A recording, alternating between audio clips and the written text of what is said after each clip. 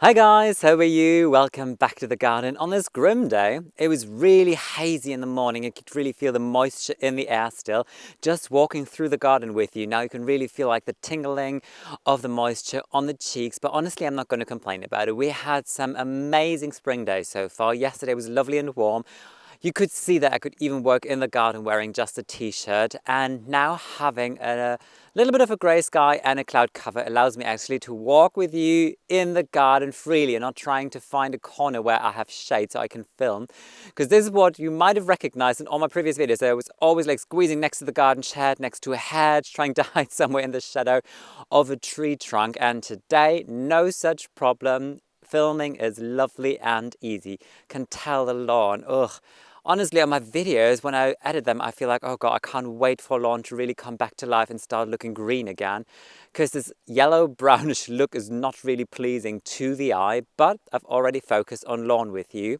And in that video, I showed you one thing, which is more like treating one thing, which is like the edging. And in today's video, kind of like a natural continuation of yesterday's video, is that I want to focus on, what is it, the edging here in the new border. So for those of you who haven't seen yesterday's or my previous video, I would recommend just watch that one, because there I showed you the area, talk you through, and I just explained to you my intentions, what I want to do here, how this works, remove the turf. I'm very happy that that is gone. It was honestly great fun working with the machinery. When we returned it, the guy was kind of like, so how did you like it? I'm like, ooh, that was good. I liked it. So I think he was quite surprised, because normally when you see me, people don't really think like I'm the person who might enjoy working with heavy machinery, but I surprised myself. Those moments still happen. But what I want to do now is put edges in here. And you could tell here in the existing perennial border that I use stones as edging. And the reason for it is I think that stones are quite low maintenance. My parents, for example, they had in their very old-fashioned 70s style rose bed, these like very thick wooden planks as a edging around that rose bed. And over the time, wood starts to rot, at least in a moist climate. So that was not the nicest thing to do. And I think stones are just like nice, easy, low maintenance. Like once a year, I go along with my edger, make sure that the edges look nice and clean, and this is all there is to it. It's easy for like mowing on top of it, because you could just like roll over the stones with the tires of your mower. So I can just heavily recommend it to you if you're starting a new border as well and you're thinking about how to edge it. So what I'm going to do now is, you can tell there are already a couple of stones there from the old tiny border that I had just around the pear tree, which is here. I need to find more stones, obviously. I have stones just behind the garage, so I just need to crawl in there, find as many as I can. I think there are enough, and just collect all of my materials, put everything there, and then I want to show you how I put a stone edging in. So I hope you're excited about today's project.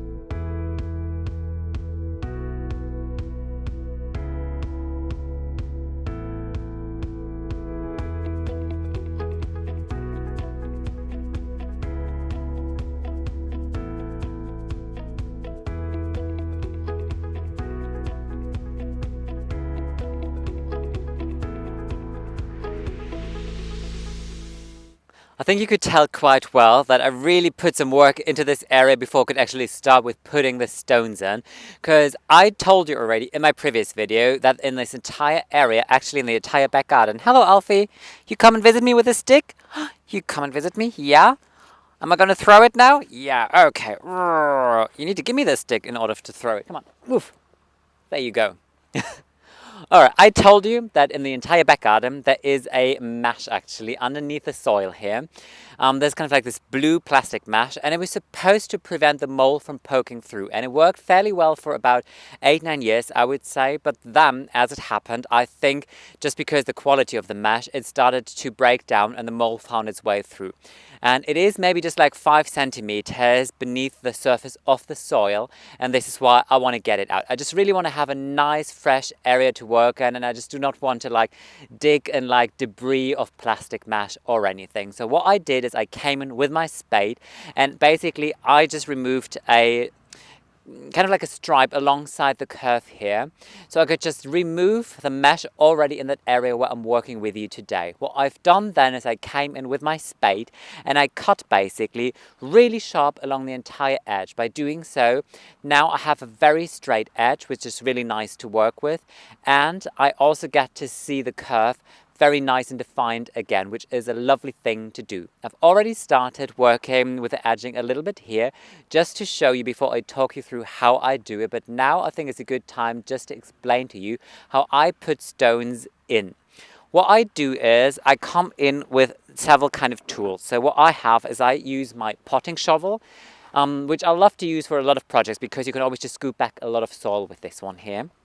I've got my plastic hammer, also a tool that I actually like to work with in a lot of projects in the garden. And then I've got my brush just to clean it off in the end, obviously. Just in case if I encounter an area where it's not really cut nice and straight, which shouldn't happen because I've really worked my way through quite thoroughly with a spade, I still have another small shovel so I could just quickly make the area look nice and neat again. Those are my tools. And then what I have is I basically have a bucket full of sand. So this is just general sand from the hardware store that you could use for your sandbox. And I've got gravel. Actually, this is more like a decorating gravel, but this is the only gravel or grit that I could get my hand on. So that is what it is. Now, hello, there you are again. Come on, let me just quickly finish and then we play a little bit. So what I do now is I come in with a big shovel here because I kind of dug a little bit of a bigger trench here. So I come in with a shovel and just backfill a little bit of the soil, and then I can just go with a shovel just along basically the area here, just firm it in gently a little bit, trying to level it out so that there's no like big slopes or anything in here. That looks nice. And then I have my working stone. So this is a stone that's never going to find its way into any of my edges. There you go. This is basically just like to firm the soil back in. So all I do is I use a stone and then I just hammer it basically to just make sure that all of the soil here is really nice and firm, because you do not want to have air pockets or anything underneath here. This is a quite important step. And you can tell by doing that a couple of times that you can really surprisingly firm it down quite well. What is nice if you do the edging like this is here I have a very nice and compact border because of the grass, which is lovely. So nothing can shift here. This side here is loose soil. Also something you might need to consider if you do it the way that I do it. Just backfill a little bit more. Because what I want to have visually is that when I hammer with a stone here, that the stone basically sits level pretty much with the turf here, with the grass, where the grass ends. And I think this looks fairly nice. What I do next is I come in with my shovel and just put sand in. So this is like a sand bed, and this is what you should always do.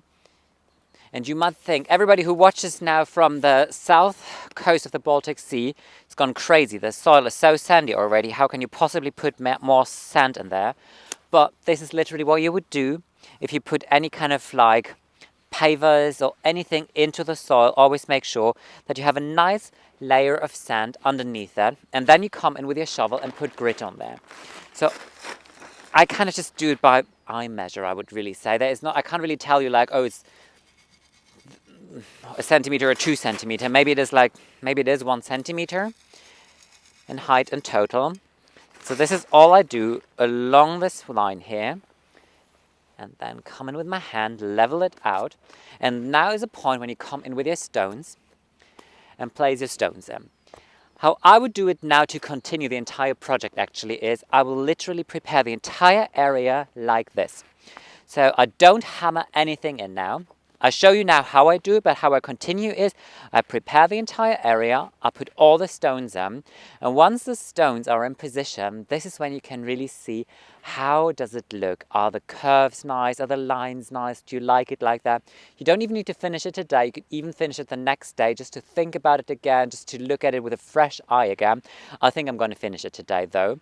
But what I would do next is come in again with my shovel and backfill basically. So all I do is backfill from the sides here so that there is soil from both sides. Now here is a lawn and here is soil, and because this soil is lofty, now I come in with my hammer and then I just hammer the soil in, kind of like in a 45-degree angle towards the stones to make sure that the stones have firm soil on both sides now. And what you do next is you come in with your hammer again, hammer on top of it, and now you can really define how deep you want to go. I want that the stones are sitting pretty much level with the sod. What I would do then is I come in with a hand of soil, put it on top of it and rub it over it.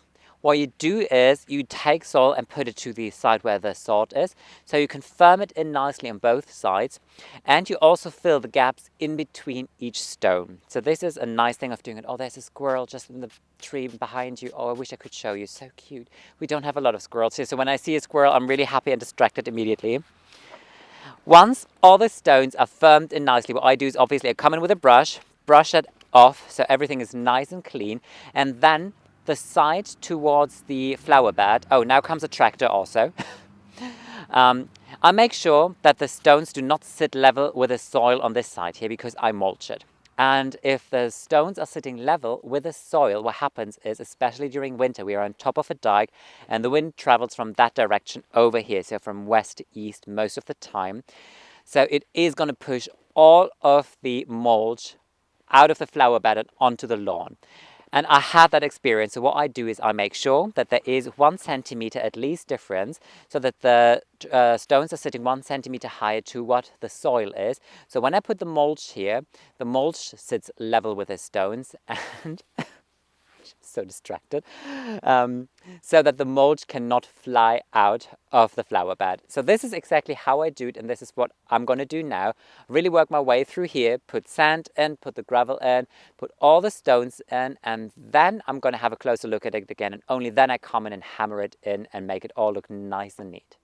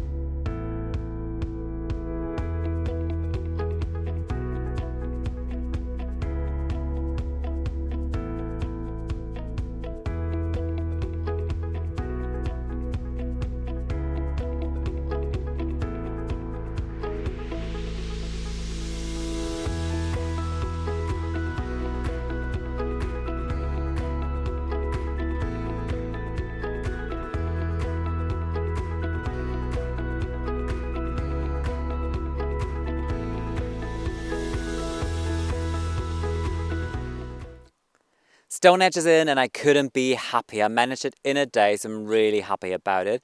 But I can tell you, we had quite a dip in the weather, especially in the last hour.